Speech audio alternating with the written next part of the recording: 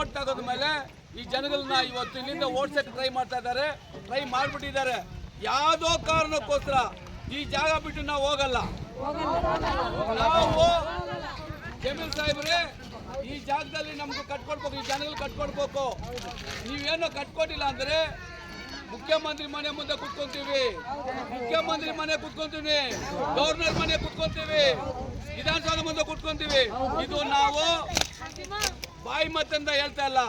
ಇಷ್ಟು ಜನ ಕರ್ಕೊಂಡ್ ಹೋಗಿ ಒಂದೊಂದು ಮಿನಿಸ್ಟ್ರ್ ಮನೆ ಹತ್ರ 55 ಜನ ಕೂರಿಸ್ಬಿಡ್ತೀವಿ. ದಯಮಾಡಿ ತಲ್ಕೊಳ್ಳಿ. ಯಾವುದೋ ಕಾರಣಕ್ಕೋಸ್ಕರ ಈ ಜನಗಳಿಗೆ ಏನೋ ಮೋಸ ಮಾಡಿದ್ರೆ ಸಂಘಟನೆಗಳು ಎಲ್ಲ ಸಂಘಟನೆಗಳು ಬಂದು ಕೂತ್ಕೊಂಡು ಯಾವ ಮುಸ್ಲಿಮ್ಸ್ ಬಿಡಲ್ಲ. ಆ ಮುಸ್ಲಿಮ್ಸ್ ಎಲ್ಲ ಓಟ್ಗಳು ನೀವು ತಗೊಂಡಿದ್ದೀರಾ. ಎಲ್ಲ ಮುಸ್ಲಿಮ್ಸ್ ಓಟು ನೀವು ಬಿಜೆಪಿ ಹಾಕಿಲ್ಲ, JDS ಹಾಕಿಲ್ಲ, ಎಲ್ಲ ಮುಸ್ಲಿಮ್ಸ್ ಕಾಂಗ್ರೆಸ್ ಹಾಕಿರೋದು.